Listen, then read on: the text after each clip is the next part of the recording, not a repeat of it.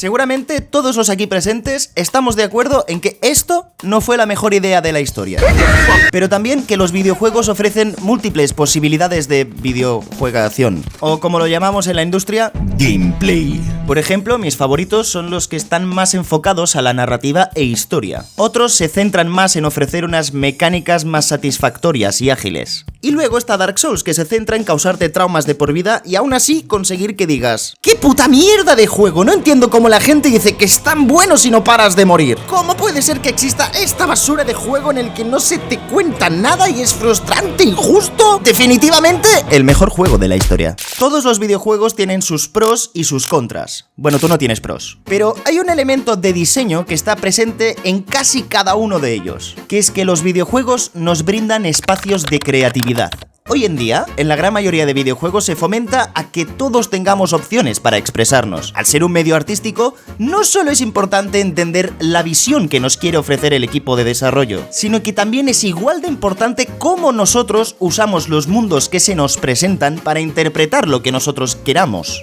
Crear una clase y elegir un arma u otra en el Call of Duty de turno es una manera que tiene el juego de darnos opciones para decidir de qué forma vas a culpar a tu equipo por haber perdido.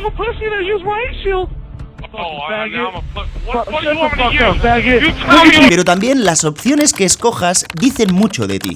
¿Eres un jugador más directo y te gusta el frenesí? Perfecto, pues elige un subfusil. ¿Morir te frustra mucho y disfrutas de tomarte tu tiempo en las partidas? Aquí lo tienes, un francotirador. ¿Te gusta acorralar a tus enemigos y joderles la partida y la vida, además de ser el más casual del juego?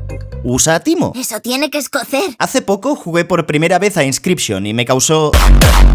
Pero en ese juego algo muy importante es elegir bien tus cartas. Hay mucho de azar, claro está, pero acabas teniendo preferencias de una por delante de otra. En juegos de cartas como este o Hearthstone, por ejemplo, se puede saber mucho de una persona solo por qué mazo de cartas se ha preparado para jugar. Un jugador novato, por ejemplo, puede centrar sus mazos en tenerlo lo más equilibrado posible, así seguro que siempre tendrá algo con lo que defenderse y atacar. En cambio, un jugador más avezado al juego será capaz de combinar mazos creando sinergias que seguramente te pillen desprevenido, como Timo. Y antes he mencionado a los Souls. Cuando juego a esos juegos, yo en particular tengo especial cuidado en no solo buildearme la mejor clase para matar a todo el mundo con el culo, pero sobre todo presto mucha atención a mi set de armadura. Puede que tenga 9 armaduras más poderosas y útiles que la que llevo, pero le doy mucha importancia a cómo me veo en el juego. Y no soy el único, ya que esta manera de jugar a los Souls, pasando de los atributos para centrarte más en lo estético que lo funcional, la comunidad lo acuñó como Fashion Souls. De verdad que un montón de jugadores juegan así a los Souls, incluso hay varios vídeos en YouTube que se centran en opinar solo cómo la gente combina un garrote oculto más 7 con unos zapatos que vayan a juego. Increíble el estilo, habilidad y porte de este personaje al poder llevar una capa del año pasado con unas grebas de estilo gótico y cómo lo adorna con un alto y esbelto casco emplumado. Sencillamente una decisión inmejorable. Practicidad, elegancia y un toque de fantasía con ese báculo en forma de araña. Una elección fantástica para esta temporada primavera-verano. Pero hay muchísimos videojuegos que no solo te ofrecen la posibilidad de poder expresarte gracias a sus mecánicas, sino que los juegos se centran exclusivamente en eso. Minecraft lleva más de una década siendo uno de los videojuegos, sino el videojuego más relevante de todos. En él se puede hacer de todo, se puede minar, excavar, arar, luchar, fabricar, nadar, hasta un punto. Y uno de los elementos básicos de Minecraft, aparte de la supervivencia, es la construcción. Minecraft te lo pone muy fácil para eso, y además es capaz de hacerlo a través de la abstracción máxima, porque, admitámoslo, no es lo mismo ver una estatua de mentira de Spider-Man en Minecraft que ver al propio Spider-Man en la vida real.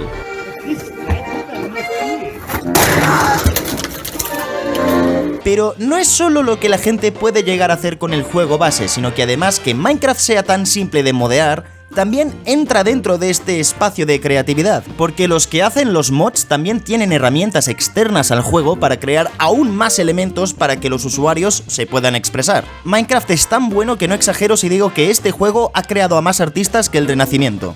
¿Que Da Vinci te inventa el helicóptero? Pues yo lo veo y te subo la apuesta al Steve-cóptero. ¿Que DreamWorks te crea Shrek? Pues tranquilo, yo cojo el meme y lo sobresaturo aún más. Es normal que Minecraft se haya convertido en un pilar de la industria. Su accesibilidad y simpleza hacen que sea el videojuego más fácil de jugar si lo que quieres es vivir tu propia aventura y crear lo que te dé la gana. Pero además es que es tan bueno que puede escalar a niveles absurdos de complejidad y realismo aplicando los mods que quieras. Por lo tanto, sí, no es ninguna coincidencia de que el juego más vendido de la historia sea básicamente un lienzo en blanco para que los jugadores se expresen. De hecho, es completamente natural que la gran mayoría de videojuegos incorporen elementos explícitamente para que los jugadores se puedan expresar. Hoy en día, la gran mayoría de videojuegos del mercado ofrecen un creador de personajes, y se pueden hacer auténticas locuras con estos motores de creación. Y si un videojuego no te permite crear un personaje de cero, lo más normal es que te deje customizarlo estéticamente con ropa y accesorios, por ejemplo. Tomemos el caso de los Sims, una de las franquicias más importantes de la historia.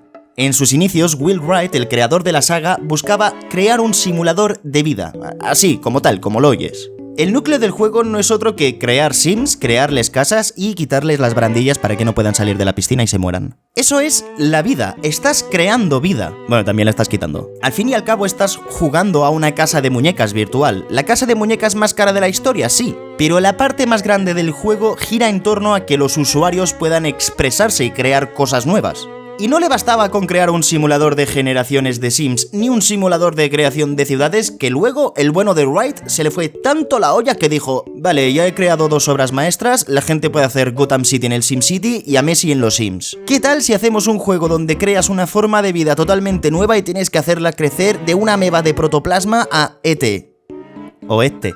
Pero con la llegada de internet y la popularización de los videojuegos multijugador, el panorama cambió radicalmente, ya que ahora la gente tenía la posibilidad de enseñar sus creaciones en línea. Uno de los precursores de todo esto fue Second Life, que no, aunque lo parezca, no es un mochunguísimo de Half-Life. Aquí la peña se gastaba auténticos pastizales, dinero real, en casas, ropa y skins. Porque ya no hacía falta que Pablito viniera físicamente a tu casa para enseñarle que habías creado a Messims. Ahora puedes quedar con él en el mundo del juego y decirle: Pablo, ves, te lo dije, te dije que iré a la cárcel de la vida real. Pero incluso se puede ir más allá, porque los videojuegos multijugador han sufrido muchos cambios a lo largo de los años, y la escena competitiva y el público más hardcore empezó a demandar que sus videojuegos también se merecen tener estos métodos de expresión. Fue así como Call of Duty pasó de ser una saga respetable a... Y aquí con las skins es donde los desarrolladores han encontrado una mina de oro. Call of Duty, Apex Legends, League of Legends y sobre todo Fortnite. El Fornite como tal es expresión pura. No es solo que esa skin de Goku sea una manera de pedir a gritos que por favor tus padres te quiten la tarjeta de crédito, por favor, sí, para ya, por favor, es que te estás haciendo daño, sino que dejando aparte la aleatoriedad del loot que te toque en las partidas, realmente es un espacio para que los niños de 7 años te manden al lobby. Pero también con las skins y sobre todo la posibilidad de destruir el entorno para hacerlo a tu gusto y las mecánicas de construcción hacen que los jugadores se puedan expresar. Al fin y al cabo, los videojuegos son arte. ¿Y qué es el arte sino una manera de expresarte, una manera de contar cómo te sientes? ¿Y tú qué piensas? ¿Cuál es el videojuego que te permite expresarte a tu gusto? Muchas gracias por haber llegado hasta el final del vídeo, espero que te haya gustado un montón. Dame un like si así ha sido, que es de valor incalculable, y suscríbete si no lo estás. Yo me despido, espero que el vídeo te haya gustado y nos vemos en el siguiente. Un besazo y chao.